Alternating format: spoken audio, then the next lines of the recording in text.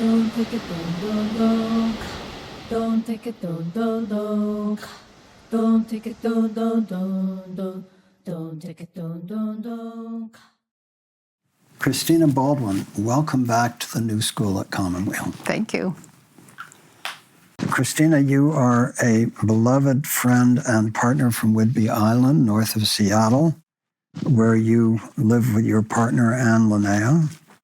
And Whidbey happens to be Commonweal's second home. Healing Circles Global is based up there, along with several of our other projects. And my wife, Charlotte, and I spend about 4 months of the year there, so we've come to know you and Anne and many of our other friends.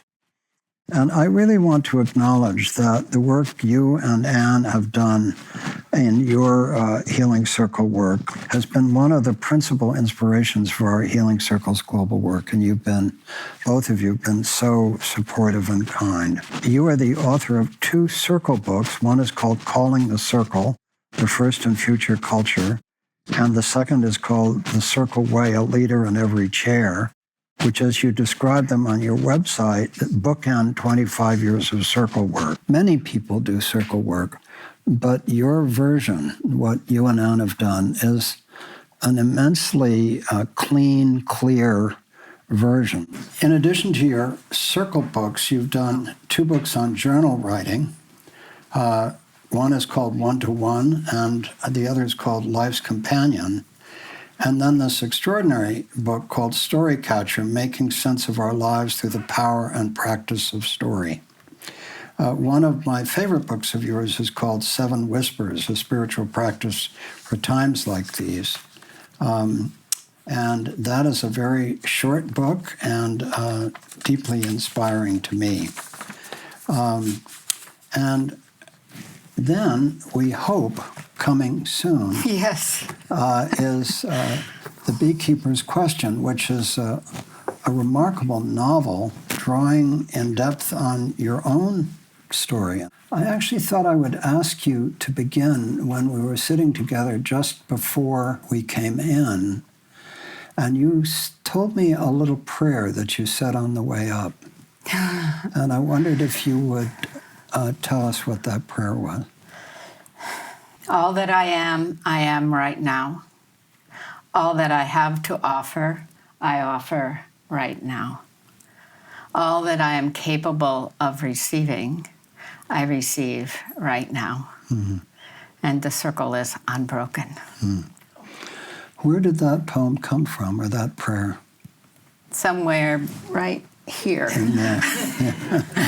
Did it just come today, or is that one that you repeat? No, it actually just came sitting down in both in cabin, just, because I often recite the 7 Whispers, since you brought that up, which I realized after I finished the book that it corresponds to the chakras. Uh-huh. And so the crown chakra, so I will say those 2, that maintain peace of mind, to move at the pace of guidance, to practice certainty of purpose, but surrender to surprise, to ask for what you need and offer what you can, love the folks in front of us, and return to the world. So I say those almost every single morning. And now I'll tell you a secret because it relates to you, that there's an 8th whisper. And I was in the middle of finishing the book, and I called my editor at New World Library here in Novato, and I said, there's an 8th whisper. He goes, 7 days of the week, the 7 it has this ring to it. So I embedded it in the book secretly in the introduction. But the 8th whisper is, notice how help comes. Oh. And that's our friendship, Michael, is notice how help comes. And Commonweal. It's such a pleasure to be here. The line about move at the pace of guidance has become a kind of operating manual for Commonweal. Oren and I and many of the others of us really seek in our work which is very open-ended, to move at the pace of guidance. You know, it's actually a deep instruction. Yeah. They're all entangled, of course, because to move at the pace of guidance, you need to be in a somewhat peaceful state of mind and all of that kind of thing. But yeah. Why is story so important to us in the very fraught times we're living in right now? What's the secret of why story matters so much right now? Story in every language is what organizes human existence. It organizes our experience. That words are how we think, but story is how we link. And without story, we can't link one experience to the next to the next. And so what happens is, as we come to this present moment, we are like streaming off of us all the stories that have made sense to us that bring us here, and we use the present moment standing in our story base to make sense of where we're going. And part of what's happening now in the world is that in the flat screening of so much story, it's not that story isn't out there everywhere, but it's decontextualized. And story is a lineage. It's a narrative thread. I think of that narrative thread begins before we're born, when our parents start imagining who we might be and start projecting that on the little round tummy before we even come here. So we're born into a story of who we are, and we carry it and we add to it and we interact with all these other stories, and then we carry it all the way to our death. But right now, with all of the flat screening and scrolling, and it's hard because it's just not connected. So I think people are really constantly trying to connect and reconnect a story. I believe you start your extraordinary book, Storycatcher, with a piece of your own story. I do. Could you read us Sure. a piece of that? You know, you write a book and you put it on the shelf, or you sign it for other people, and then you don't read it again. And so I was just wanting to really get back in my own vocabulary about stories. So yesterday I was sitting on the couch up in Santa Rosa. I started reading this, and I just burst out laughing because I can see the beginning of the novel in it. The ground where I was born is the Butte country of western Montana, a land of reds and oranges, sweeping wheat fields and brown tufts of cattle grass. Here the days begin with a pinkening line along the flattened east horizon like a great eye opening, and the days end with marauding sunsets that disappear like ghost riders into the western crags. I was set down in this landscape, placed into the arms of family, community, nation, and nature. I have traveled far, but I come back from time to time in search of some elusive sense of origin. Driving west out of Great Falls on Interstate 15, the one freeway that dissects these plains, running north like an artery to Shelby and Sweetgrass and the turnoff to Glacier Park. I join a bloodstream of tourists, ranchers, Indians, all going to the sun. Just north of the junkyard, truck stops, and cattle yard, I swing onto Trunk Highway 21, Long Junction, where the roadbed follows a path as ancient as buffalo, as tribal migrations, as the sure-footed Sacagawea who led her band of white men into the same vista that lies before me unchanged as soon as I turn my back to the slash of interstate, unchanged as soon as the sun hits the pavement on a slant that transforms the road into a shimmering ribbon that might be grass, might be water. I drive half blind into glint and shadow until the road catches me up, and I follow it as mesmerized as a deer. So, Christina, I mentioned to you before, you know well, that we did a wonderful series of conversations up on Whidbey about your life and work, which is in the spiritual biography part of the New School archive. And from our conversations, I remember, if I remember correctly, that not only is the beekeeper's question deeply based in your family story, but that you were writing it as your father was failing. Is that Yes. correct? And that you went over a lot of it with your father as he was failing. So you were kind of writing your way into his story.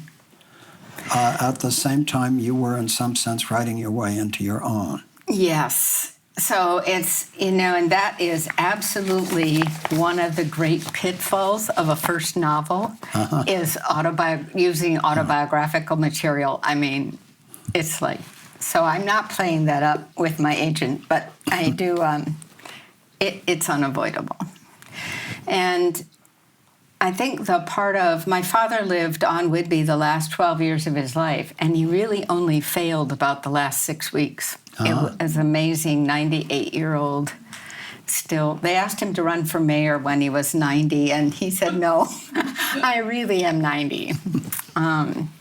But he brought to my life a lineage and a story, and I realized when my grandnephew was born, who was named after him, so he's like Leo the Fourth, that baby now had a 250-year memory available to him because of the kind of lineage-carrying stories in my family that go back to my grandfather and great-grandfather.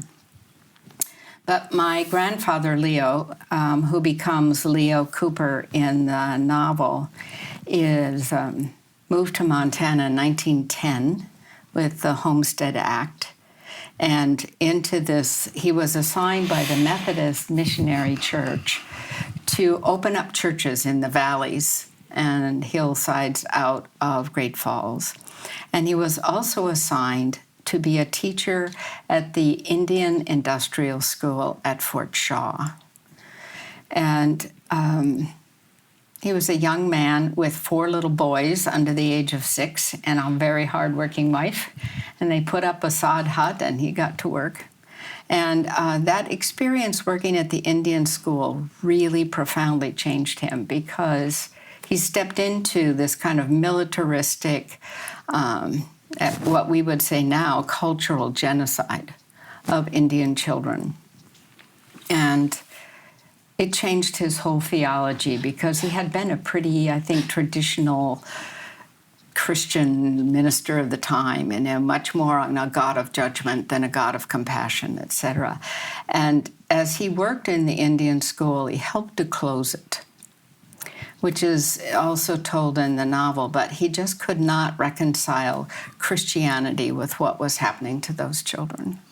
And so it created an interesting split in our family in that his older 4 sons are much more traditional and conservative than the younger 4 children, which included my father, that benefited from his transformation into really a preacher of the earth.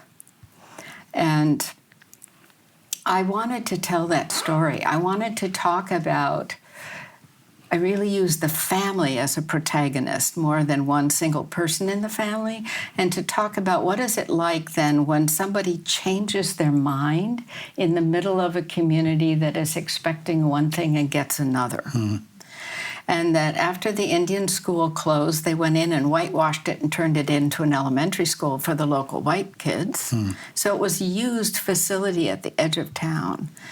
But it changed him into much more social activism. He became out sync with his times. And I wanted that tension to show up in what became the novel. So I chose World War II as a background because that is the moment when the children who were born to those homesteaders were all coming of age and all being taken off the land into the war. And my father's experience was to become a conscientious objector in the war, partly because of his father's influence. And I decided not to try to put that complexity into the novel. But really what I used my father for so much is really a sense of how did people live? How did they get through the Depression? What was it like when the war broke out? What began happening? And of course, then there's this whole mythology of beekeeping that just streams through the book because... And your father, they were beekeepers. Oh, That's yes. what they did. Yes. That's how he got 8 kids through college, was not being a Methodist parson, but being a beekeeper. And was the deeply mystical dimension of the beekeeper experience that the minister and then the wife, the Irish wife of the son, is initiated into the beekeeper mystery.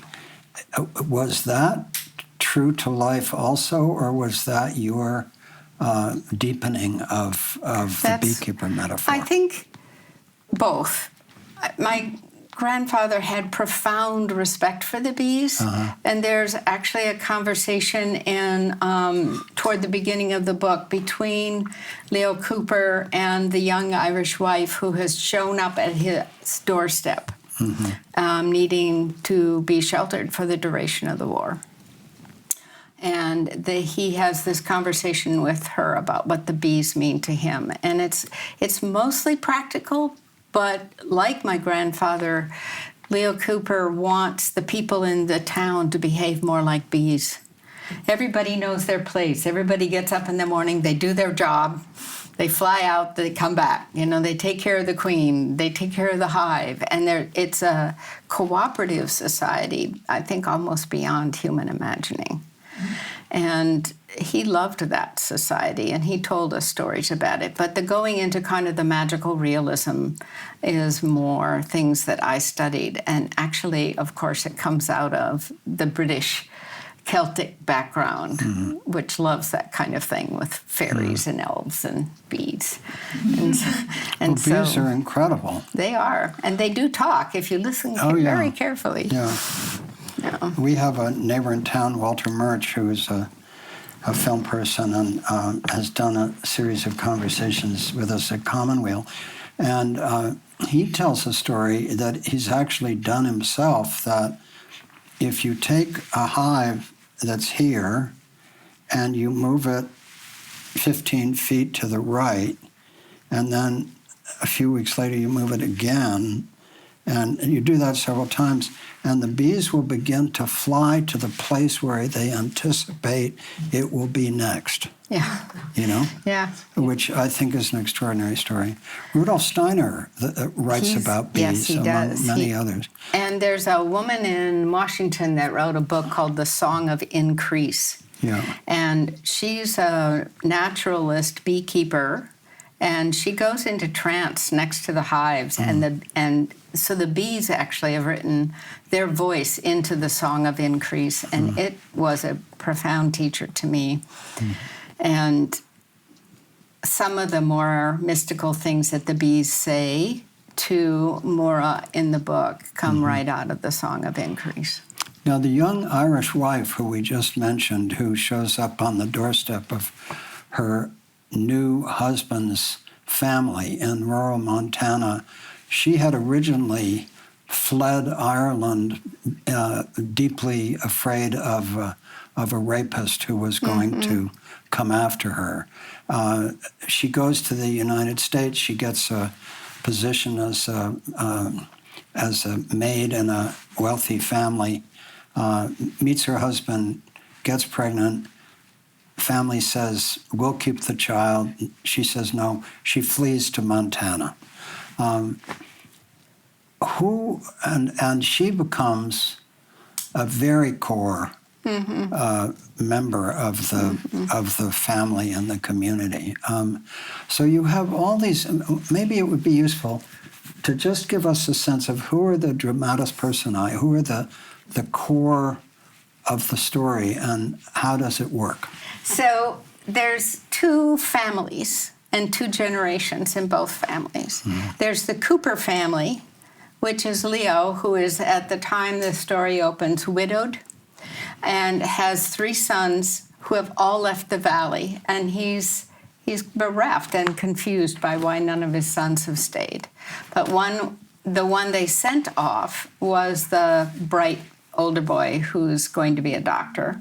And then there's a second son that it's not revealed until the second part of the book, but he was adopted at birth. And he has some Indian blood in him that they've never dealt with. They just took him home like he was theirs, and his backstory is missing from him. But after his mother's death, he realizes that he is a brown-eyed child in a blue-eyed family. And he's so terror-stricken, he doesn't know what to think. He thinks maybe my mother had an affair, my father is grief-stricken, I can't bring this up, and so he runs. He's about 17 and a half when he runs away in the late 30s. And so at the beginning of the novel, he's gone until the second section, but he's living up on the Blackfeet reservation, which is 90 miles north.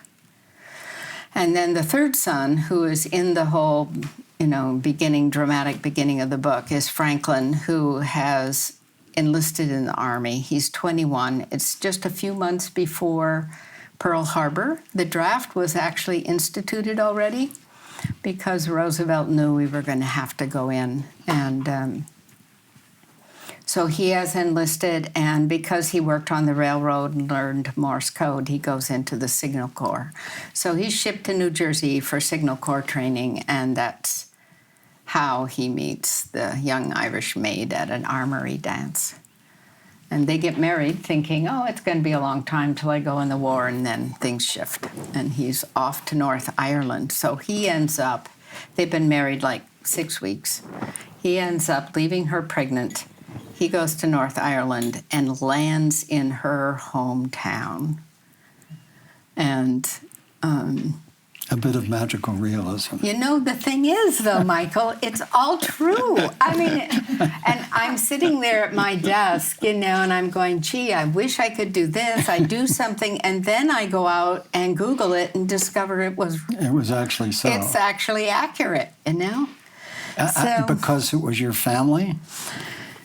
Well, because it was my family, but also it's almost like I began streaming aspects of World War II history that I had no cognitive knowledge of, but then turned out to be real. So I felt like the war is kind of coming at me at a very interesting way, as well as family lineage.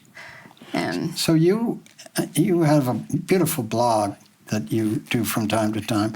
And on October 15th, 2023, you wrote a blog post called Why Can't We Stop Reading and Writing About World War II? Mm-hmm. And you say, I've spent the past 6 years of my life studying the 6 years that preceded my life. I was born August 45 in the days between Hiroshima and Nagasaki, and so on.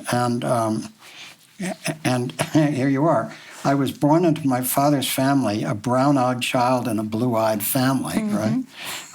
They called my mother a gypsy. And it's spring of 46, 500 colonies of bees are making Baldwin and Sons beeline honey. And I'm laid out on the greening lawn, baptized by my grandfather, a Methodist parson, as well as a beekeeper, and so on. So this question, which I believe you hold not only in a practical way, but also in a mystical way, is, because a really good question is, why can't we stop thinking about World War II? And what I'm coming up for myself is one could make an argument that this period of time is not a whole lot unlike that period of time, So, for example, mm-hmm.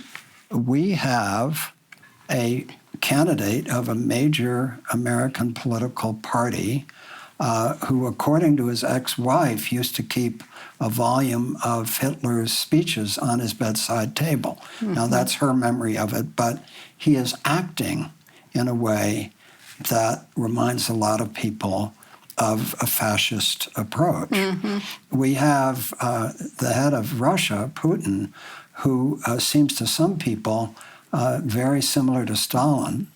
And we have the head of China, who reminds a lot of people of Mao Zedong. And so, and we have this immense intensification of ethno-nationalist, the end of the American Pax Americana, the breakup of it, and then this resurgence of ethno-nationalism in the face of immensely more powerful weapons than we ever had before. Yeah. So I'm wondering whether the question about whether we can't stop reading and writing about World War II may not be connected to the similarity of this period of time.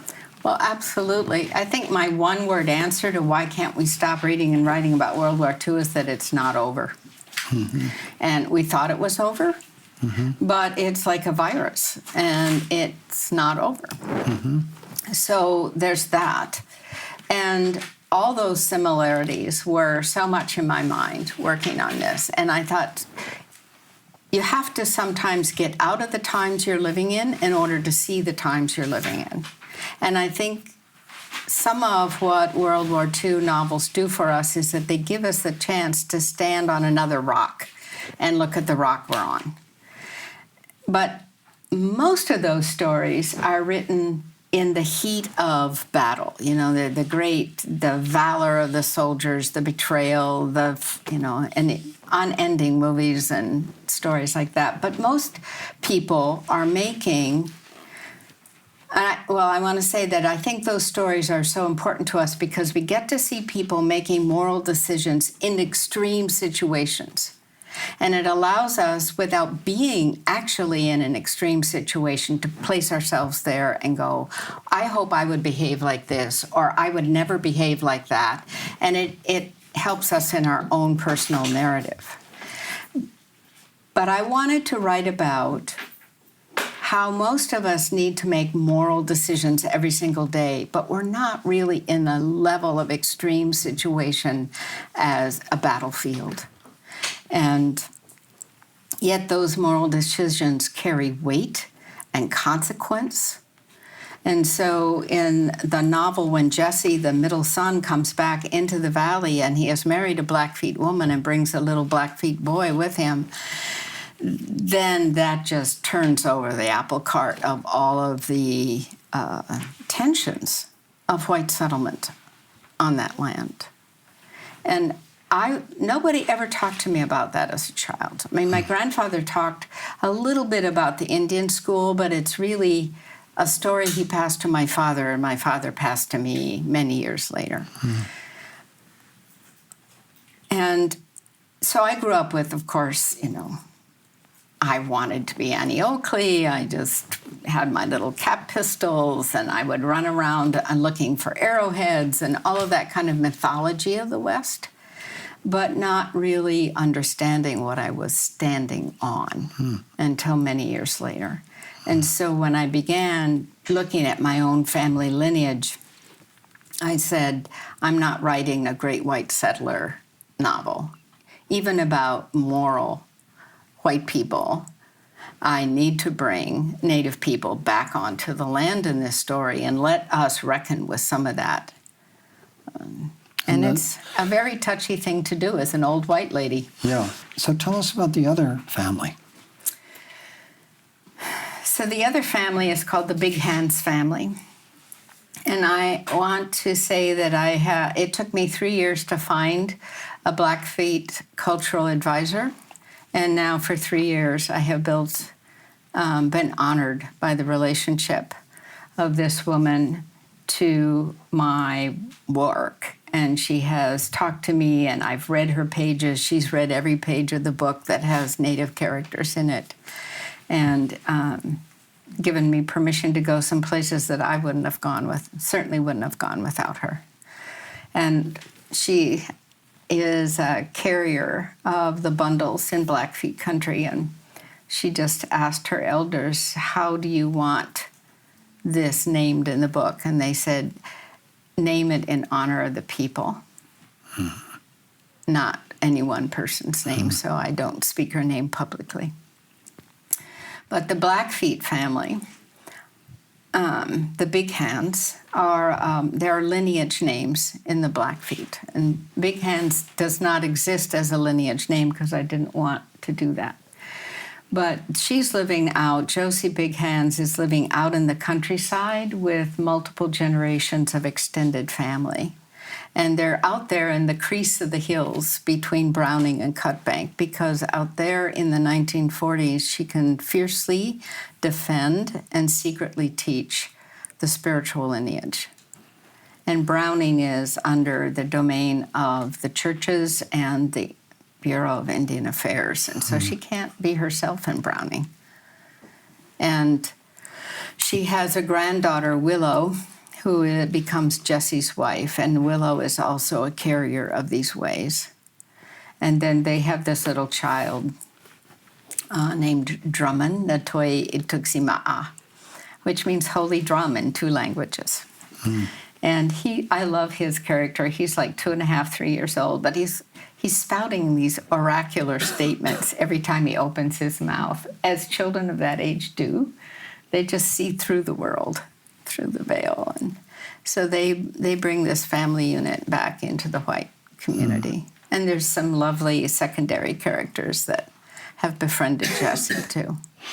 And what about the extraordinary older woman physician? Doc. Doc. In the book, her name is Geraldine Jesperson. And if you look on a map of Montana around this town, there's a little road called Doc Russell Road. And Doc Russell was a really important person in I never knew her, but in my father's upbringing. When you're the 7th out of 8 children, you have to kind of find your mother where you can find her. And I think Doc was really his mother because he was always very moved speaking of her. And she was this little tough lady. She had been unable to practice medicine in Ohio because she was just discriminated against. They assigned her the penitentiary. And that was the only place they let her practice medicine. But of course, it taught her a lot. So somewhere in her mid-30s, she thought, I'm never going to be allowed to have a practice. So she got on a train and came out to the end of the rail line and got off and said, you need a doctor? And so that's how she arrived in the Valley. And she was a very important figure. So Doc and the minister are very close friends. And a lot of the story revolves around how they deal with World War II, with these family struggles that the minister's family is going through and so Doc is really, everybody has an arc in the story. I think Doc really is, she's a profound friend to Leo. Because he's a little lost at the beginning, and he needs to come back into his grounding in the course of the story. And there's a moment where Maura has shown up and just surprised him. And so he calls Doc and says, you better come down here. I'm in an Irish stew. And so he goes to get her and brings her down and kind of helps smooth the way into the household that first night. And after Maura has gone to bed, Doc and Leo sit in his study, and he goes, what am I going to do? I'm the father of sons. I know nothing about girls. And she said, you are not I'm the father of boys. I know nothing about girls. And she says, you are the father of men. And this is what men do, is they grow up and they get married and they bring home their wives and their children. And this is that moment, Leo. See her through the eyes of who you are, not through the eyes of surprise. Now, you've had these different periods of your own work, your work with Anne on the Circle Way, Peer Spirit Counseling, and so on. You've done this extraordinary work on journal writing and on story catching. So do those 3 things sort of capture 3 of the preceding periods of your life, or would you frame it differently?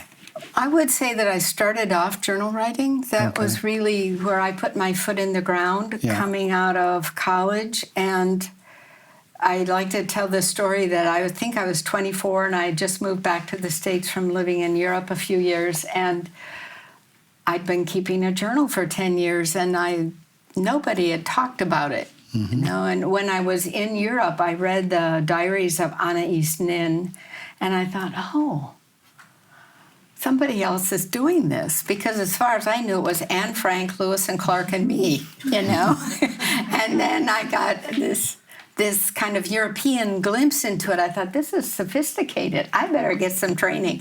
So I went to the extension service at the University of Minnesota and said, do you have any courses in this? And they said, well, how long have you been doing this? I said, well, 10 years, but nobody ever taught me. And they said, you're the instructor. And so then I began teaching journal writing. And I remember coming into a classroom, and everybody was lined up in their little desks in rows, and there was a lectern, and I just looked around and said, we can't do it this way. And we just scooted all the chairs into a circle, and I said, we're talking about blank books, what we put in them. And so it really became a very peer-spirited environment right away, where we taught each other and shared with one another. And then I wrote one-to-one, and when I wrote one-to-one, I was 29, I think. And I took it to New York to a writing conference, and they said, well, you can have 10 minutes before the main speaker to talk about journal writing at this women's writing conference. So I had 10 minutes.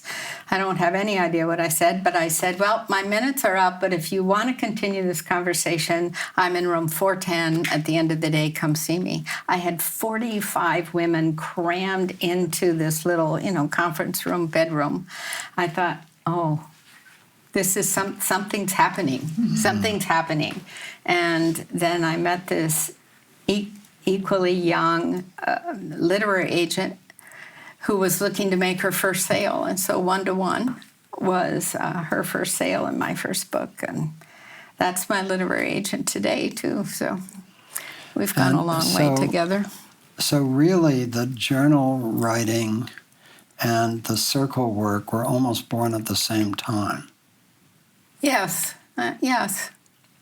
But we didn't know that. I mean, this is like the late 70s.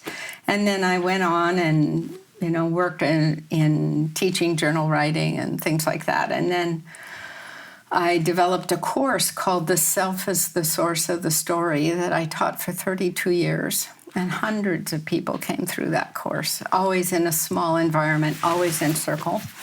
And the second year I taught it, and Linnea came and took the class. Was it love at first sight? Yeah. It was an intersection, for sure, an intersection in our lives.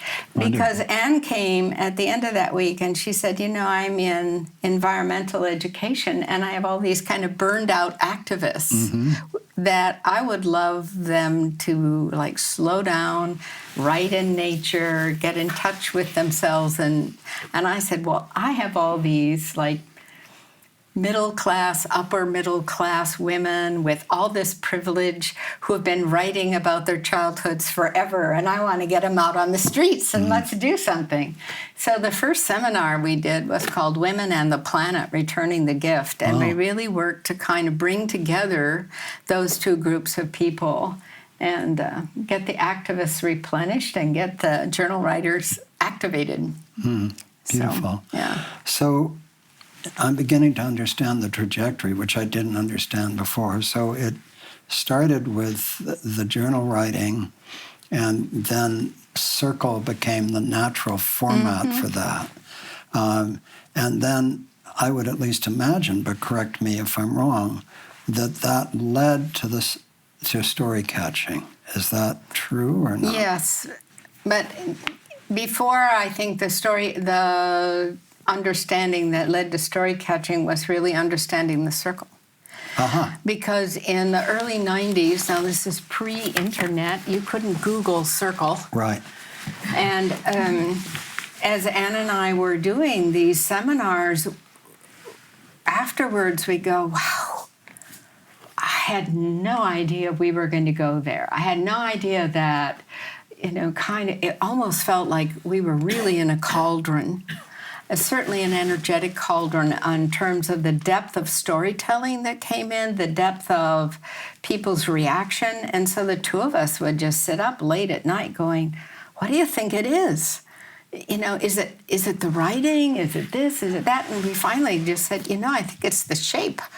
I think it's the circle. I think it's the fact that, especially Anne coming out of environmental education, there was always a fire in the middle, right? Mm-hmm. So we couldn't bring the fire inside, but we brought candles, and we made Sacred Center, and we realized then that what we had done is really activate a sacred geometry, and that the circle is what made us social human beings.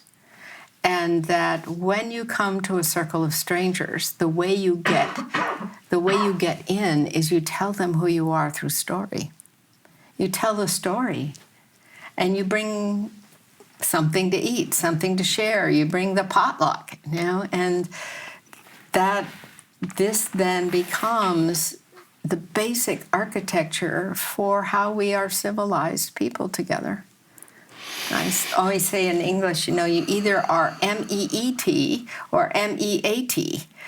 And we want to meet one another, not eat one another. So circle and story is a way to do that. And that when we began then looking into Celtic mythology, Norse mythology, the goddess work that was coming out and looking for prehistory, because white people have to go very far back to get out of the hierarchy and the patriarchy. And we really have always been dedicated to unpacking our own indigenous roots and not borrowing. And that's why the first book is called The First Culture. Circle is the first culture, and I pray it's our next culture. Beautiful. So then the journal work opened you to the circle work, and the circle work became a whole learning and manifestation of a particular form of circle. When we've talked about this in the past, we've also acknowledged not only the original circles, but things like Alcoholics Anonymous. Yes. And how, at least in the United States, AA was, a very profound innovation in circle work. Yeah, definitely, and it's gone global, of course. Yeah. No, I did study the 12 steps because I wanted to really understand about shared leadership and how do you institute that. And, we wobbled around and figured our way. We named our company and our practice Peer Spirit because we wanted people to be in a sense of equality with each other, but also realize that what happens when you do that is there's a spirit that comes into the space that informs all of us so that people get wiser and then they thought they were going to. And it's really a magical cauldron. And you required two people to call the circle and hold it, right? Ideally, for sure. Then Anne and I, for 25 years, sat across from one another, and one being the role of the guardian, which is really the watcher of time and energy and sort of the flow, the energetic flow of the circle, and the host is watching the conversation. And so it also then creates two people who are in a low level but identified role of leadership can see the entire circle so that we're watching how everyone is. So my experience in circle work is that not all circles are created equal in terms of the quality of what happens. So I have my own ideas about this, but what would you point to as the critical variables or dimensions of really great circles? What makes a circle unusually good? It's very helpful if everyone wants to be there. That's the starting point. That's helpful. I think there's a certain level of emotional maturity that is extremely helpful, which doesn't mean not having feelings or not being really deeply vulnerable, but a kind of understanding that we are all in our own small circle that we bring to the larger circle, and that circle is activated by the center. So we talk about take your place on the rim, take your place in your own rim, and attach yourself to the fire in the middle, however that's manifest. I mean, we've done this in restaurants where it's a salt shaker in the middle of the table. But you energetically attach to that transpersonal point in the middle. And when you speak and listen through that point, that's when I think it gets really magic, because very diverse things can happen and diverse emotions can happen. If I'm really angry, but I'm angry at the center and not angry across the circle, you can continue listening. But if I'm pushing it onto someone's chest, it's much harder. The same with grief, the same with any emotion. But what about the qualities of the host and the guardian? I mean, in my experience, that makes a lot of difference. Yes, it does. How gifted they are. Yeah. And at a certain level, the old saying is you can't take people any place you haven't been yourself. Right. So that's a big deal. In addition to everybody wants to be there, takes a certain amount of emotional maturity, speak to the center of the room, just the rules that you developed that we borrowed greatly for our Healing Circles work. You spoke of AA, you spoke of the original culture and, how we came to be human around a fire. Did the Quaker tradition play any role for you? Well, both Ann and I have Quaker backgrounds, so I think it's in there somewhere. I'm certain that the idea of spirit, of speaking from spirit, I count on that all the time. And often, and I know I've seen Ann do this so many times too, where somebody says something and my cognitive mind is, I have no idea what to say next or how to respond, but I don't stay in that mind. I just go down into my heart, into my body, and focus on the center, and then what is needed comes forward. So I think that practicing being a host and a guardian, it's a deep spiritual practice. And the guardian, I mean, they're very courageous points on the wheel, because sometimes that wheel can get really hot or really cold. And the guardian particularly has the permission of the group to call everything to a stop through ringing of a bell or a chime or whatever is a culturally appropriate noise to make that just says, take a breath. And I think that's been probably our most profound gift to modern circle work is the use of the guardian. Because it doesn't have to be a moment of crisis. We just working constantly, teaching the group to breathe. And one of the things neurologically that happens when you're in deep story space is people's heart rate begins to align. And you're in this kind of space that is very strong and very tender.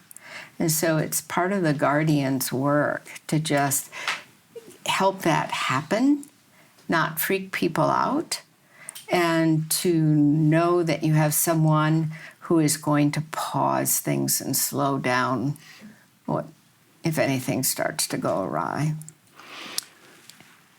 So many pieces of your work have been so deeply well received and so well utilized, like the circle work all over the world. And then you decide to spend 6 years writing a novel, which is not an easy market to move into, and it's your first novel. How did you come to decide that you wanted to spend 6 years of your life doing this, and what's it been like?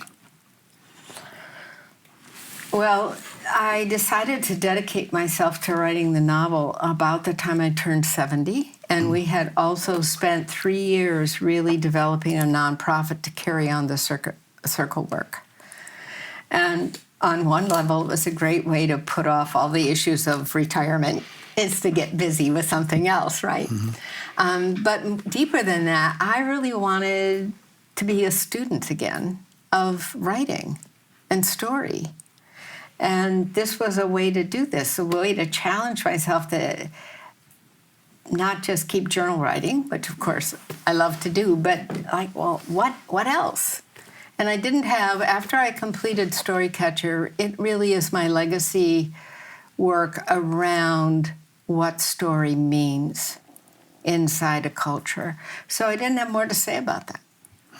So I thought, what do I want to do? And I went back to the novel. I went back to this lineage story because, especially listening to my father in his early, very dynamic 90s, I just thought there's so much here, because my father was really a sociologist, and he looked at his whole generation through that kind of sociological eye and was talking about it, not that this generation is passing. So I wanted to do something that honored their life experience, really in the crucible of their young 20s.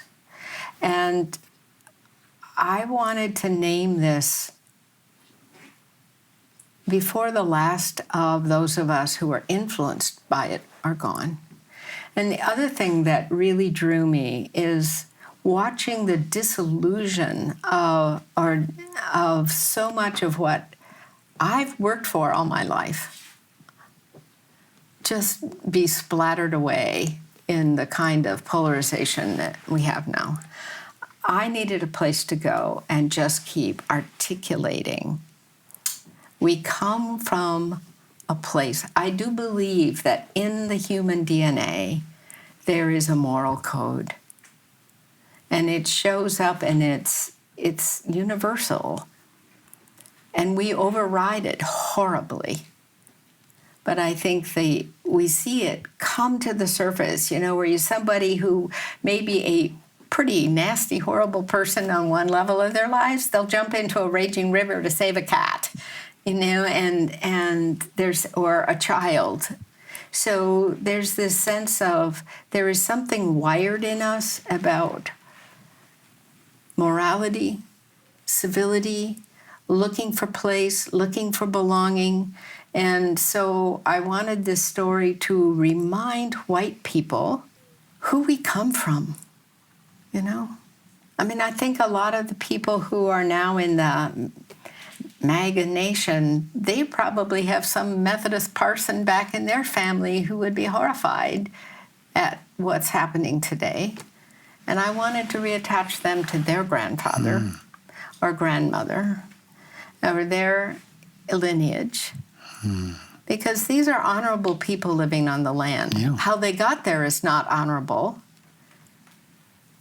but that's true of, that there's a line in there where one of the men shouts, he said, "You think you're so good standing with the Indians right now, but you can't undo this.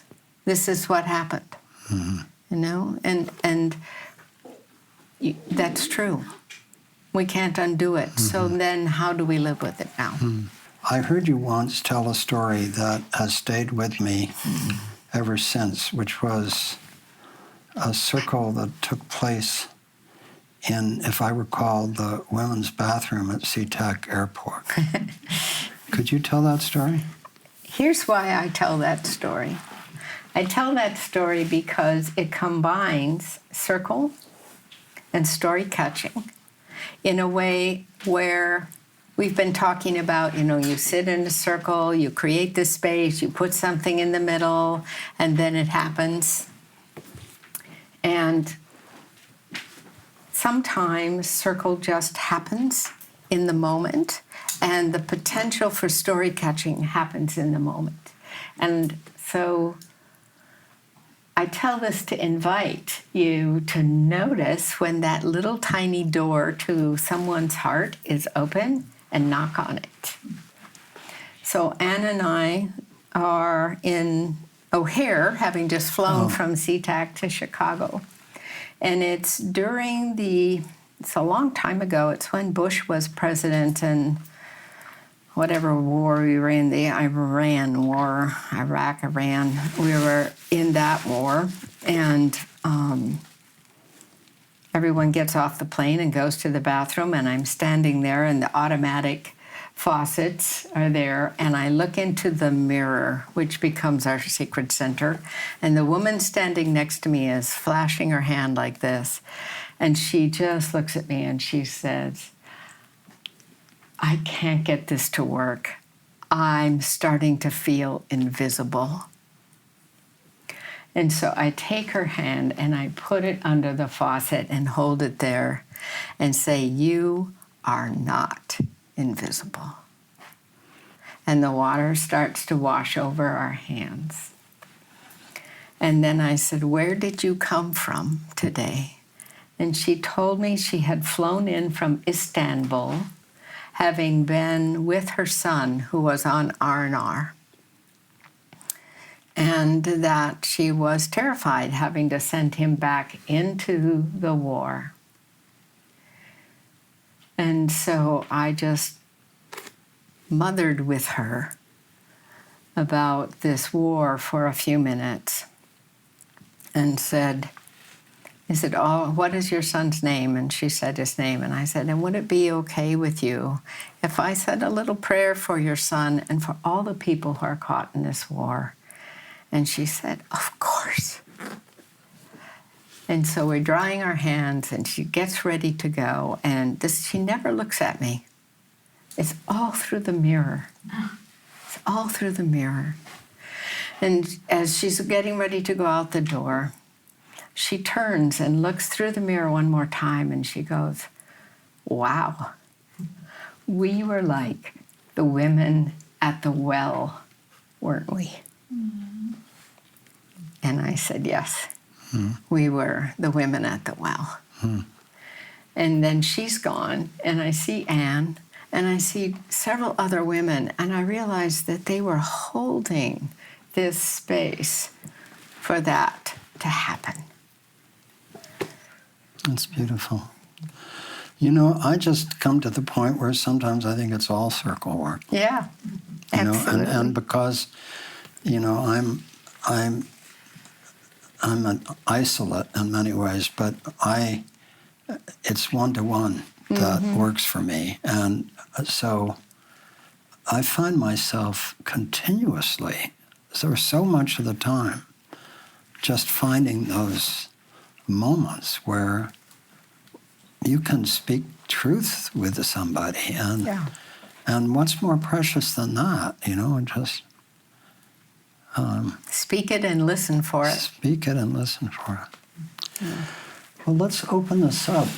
Any questions or reflections? I was very moved that you spoke about becoming a student again of writing, and also noting that you became a student with the Blackfeet woman, and I want, because I know a little bit some about that with you. Can you share anything with us more about what was that process like, and how did it influence the writing that you did? I won't go into the 3 years of trying to find someone who would talk to me. That was a whole other very interesting arc. But this woman was introduced to me through the friend of a friend. I mean, it's just like a miracle that we finally connected. And 98% of our relationship is texting, because she is so busy in her community and the many people she's helping hold together in that community. So she texted me in August 3 years ago from the middle of a berry field, because it's the week for harvesting the oso berries. And she's out there in the berry field, and she's talking about, well, I'm out here, and so told me to call you, and I can't call you this week, but hello, and I read your email, and I can't, there was something she said that was the first kind of question about who you are that I responded to, and I told her the story of my grandfather, very briefly. And then she wrote something back, and I wrote something back. And several years later, when we finally met, I said, "Why did you say yes to me?" And she said, "Because you were never defensive. And I said some tough things to you at the beginning, and you never justified the white point of view. You know, you just were always saying, thank you for showing me, thank you for responding." And so, and this is how Native people are. And I've been watching Lily Gladstone, who grew up in that community, through this whole recent cycle around Killers of the Flower Moon and the award ceremony, and watching her humility. This is not something you put on for the camera. It's like in the blood. Her capacity to stand for the people that she feels stream through her. And that is one of the biggest things I've learned is, you know, there's a kind of whole New Age remembrance practice really about be grateful. Well, you don't have to remember gratitude from an Indigenous point of view. You're living inside an attitude of gratitude for life, for one another, for giving away, constantly giving away. I mean, I learned very fast to not admire something because they'll take it right off their back and give it to you. And I've done the same thing. You know, like, oh, you like this shirt? You know, it's really a beautiful circle of life kind of lesson for me. And horrifying to realize what white privilege is by seeing what it is not in the Native community. The number of deaths, the amount of trauma, the lack of health care, the social trauma going on in the tribes. I just have this glimpse into the Blackfeet tribe and their profound resilience. But I get it at a whole different level that I have access to things they don't. So the second part of the question, Yes. How did it affect your writing? How did it affect my writing? It took a while for me to not try to write them as Indians, but as people. And I use the word Indian in the novel over and over again because that's the terminology of the 1940s. But to write them as people who are in a slightly different circumstance in the story, and then to run it by her and see if it's true to her. And I remember the first time I got a text when I had sent her some chapters about Jesse, and she went, "Oh my God, I love Jesse. He's so like my son," or "he's so like this and that." So I thought, okay, I've done it right. You know, that, but to watch her kind of unpack the story. And then also there's a moment of healing ceremony in the book that I would not have dared to write as a white person without her saying, "This has been done in public, and therefore I think it's okay that you write it." So it's impacted it that way. But my greatest hope for the story, however it emerges, if I ended up publishing it on Substack, I don't know, but however it emerges into the culture, is that it educates the white eye to our commonalities and to our differences, you know. If I may, one of the things I'd like to add to that good question from John is having the presence of your cultural advisor has kept the integrity of the book and the writing at a level that you dare not let down, because you need to meet the integrity that she has shared. It's been a really beautiful thing to watch. Thank you, Anne. Thank you, Anne. Thank you for this really beautiful conversation. 2 questions. Can you tell us a little more about the status of the novel and where it is in its process? So when we might be able to see it. Okay. But the second question Yeah. is, in your story, do you have a sense yet of the seeds that were planted from this that might take you someplace next?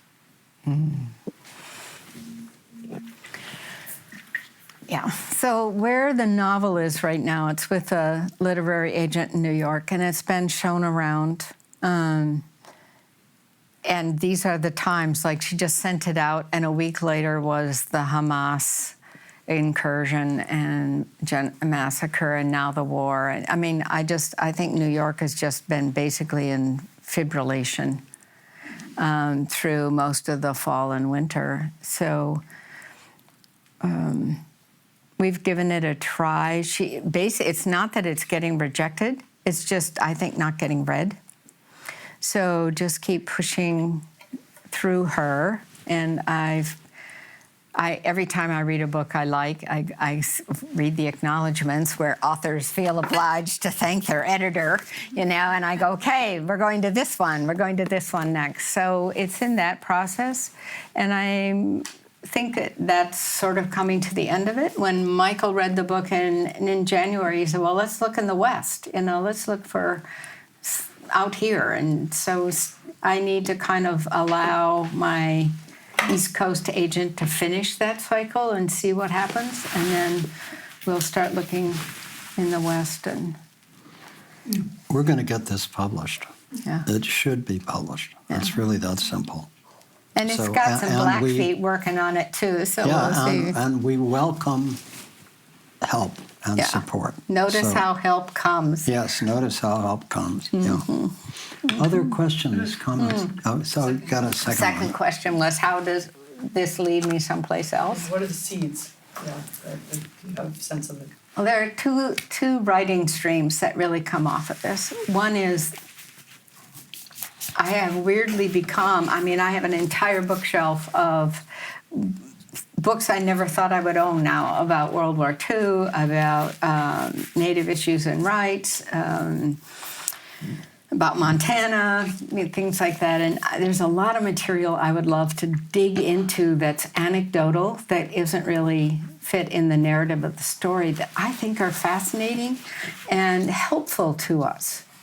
Because in the book, Franklin comes back early from the war because he's been wounded. And to write about his PTSD and without ever using a word like that, because they didn't use it.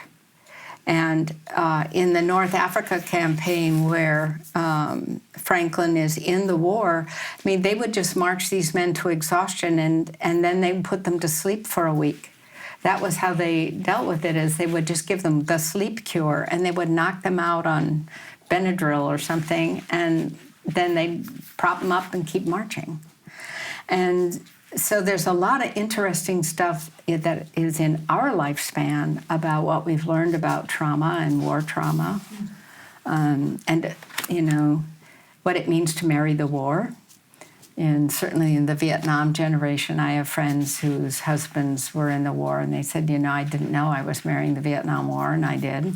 Now we have all the wars since, the Afghan War and so forth. So there's a lot of that I find interesting. I think it's my father's sociologist mind kind of whirling around in me. So that's the most immediate thing. And some of that I don't think I can really, I've been telling myself I can't really write it till the book's out because I don't want to give too much of the book away, but I have a little stack of topics. I'm eager to read the whole book. Really eager. So it's got to get published. As you're talking, I was thinking of the ending of a Wendell Berry poem, which this is probably not going to be word perfect. We enter the circle of each other's arms, and the larger circle of lovers who hold hands in the dance, and a larger circle of all creatures also in a dance, moving in and out of life. Thank you. Thank you. Well, Christina, I want to come back to just a couple of things. One is, I have another thought about why we're thinking about World War II, and I'm curious what you think of it. Doing the Cancer Help Program for 37 years and 220 retreats, over time, I started out with the question of whether the soul survives death, totally agnostic. I didn't care one way or the other, really. I mean, it was interesting, but I didn't know.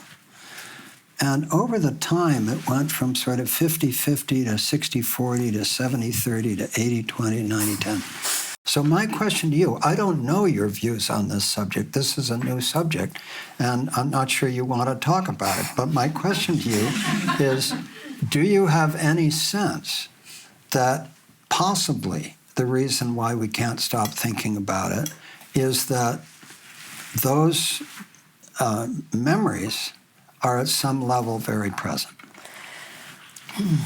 I would say that those memories are certainly very present in the collective consciousness, and that World War II, I hope, will always stand as the biggest global conflict in our history, because if we go any bigger than that, we won't be here telling stories about it.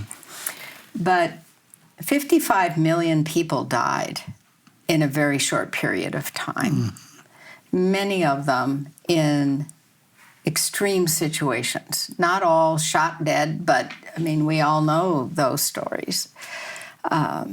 That's a lot of trauma. And so, in an etheric sense, when whatever is immortal in us leaves the body, you suddenly got a lot of company wherever that is, and probably a lot of unfinished business. I mean, just think of all these young soldiers out there who all, they've got girlfriends and wives and children and people it's like they go into war. Young men go into war thinking, I'm going to be the one who makes it through. And when they don't, they're conflicted. How can they not be conflicted?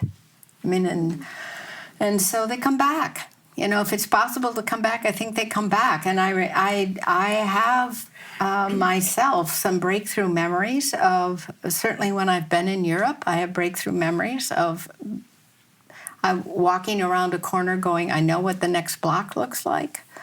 So I think I probably have had lives in Europe. When I was in the Middle East, I had breakthrough memories in the Middle East. So I just go where it takes me. It's like I said to you, I felt like World War II started streaming through me, and then suddenly I go, well, Franklin goes to North Ireland. I go, really? And then he goes to North Africa, really? And then I find out that yes, really. This was a path into the war in the European theater. So I think that we draw on the collective, we draw on our own Ashkazic records, that we carry in our body. And it dawned on me, all these movies about World War II, people like probably us, we focus on, wow, look at the good person, So you have the good Polish person who's hiding Jews in the basement and so forth, and you go, we're focused on that story. But also in that story is the violence of the Nazi, the stereotypical Nazi soldier who runs in and does the horrible things. And I'm going, yeah, we're teaching people how to be good Nazis as well as how to be good responders, first responders, this and Byron. So and there's a way I go. My entire life, I've watched movies where there's horrible things that soldiers are doing to other people. And so why should I be surprised that I live in a world where people are emulating that behavior? And I see part of this polarization going on right now is I do think it is, the war is not over. And it's even President Biden talks about it as a battle for the soul of America. Well, I think there's a battle for the soul of humanity going on. And if you didn't finish the war when you were in the 1940s, you come back, you grow up, and you try to finish it now. The last question for you. We both, through your Pure Spirit counseling and calling the circle work, and through our work with Healing Circles, we've tried to offer to all who are interested good circle methodologies. The story that you told about the woman who thought she was becoming invisible in the restroom at O'Hare Airport was a story of something else that we both experienced, which is there are opportunities to create circle all the time. Mm-hmm. And so I wonder whether it's enough to disseminate circle methodologies or whether there's a way to offer people in some way that people can remember or practice the practice of circle whenever the opportunity shows up. I mean, how do we, first of all, have you tried to do that? Secondly, do you know anybody else has tried to do that? And thirdly, if you were imagining doing that, what would you say to people about how to see your life as presenting many opportunities to hold circle? I think I would go back to the word storycatcher and say that we are always moving through fields of floating, unarticulated stories. And as much as we can pause and look up from our devices and ask one another any kind of little leading question that opens the story field, you will be in this sacred geometry. So in the back of my book, Storycatcher, there's an incident happening in a coffee shop. Everybody's lined up and there's not enough baristas and it's going to be very slow. And I just turned to the person next to me and I said, "What's your first memory of coffee?" And pretty soon the whole line is kind of dissolved into a circle, a clump, and we're all talking about all these first memories of coffee, and nobody cares anymore whether it's taking 10 minutes longer than usual. And I think it is these little tiny moments of giving one another attention that keeps the world going. It keeps the world going, and to not be afraid to reach in and activate those. So I'll tell you the second half of the airport story is being at the journal writing conference, and I'm keynoting, and I close the keynote with this story.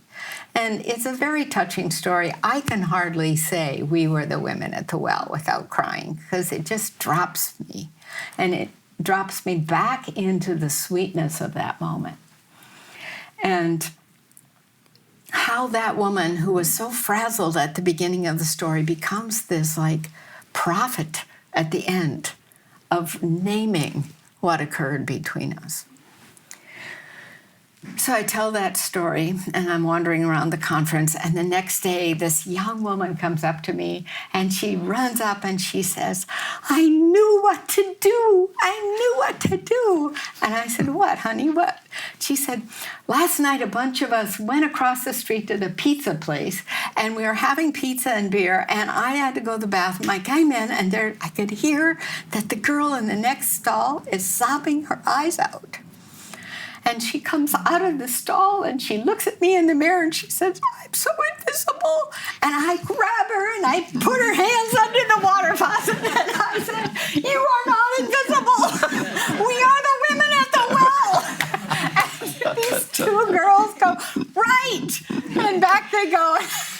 And I mean, that is the thing, is to inform, inspire, and activate one another, to notice those moments and have the heartfelt courage to just jump in and do it.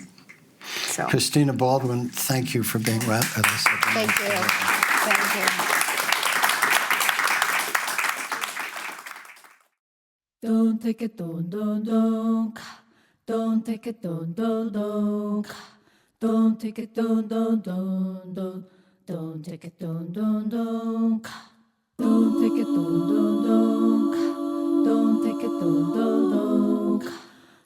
take it,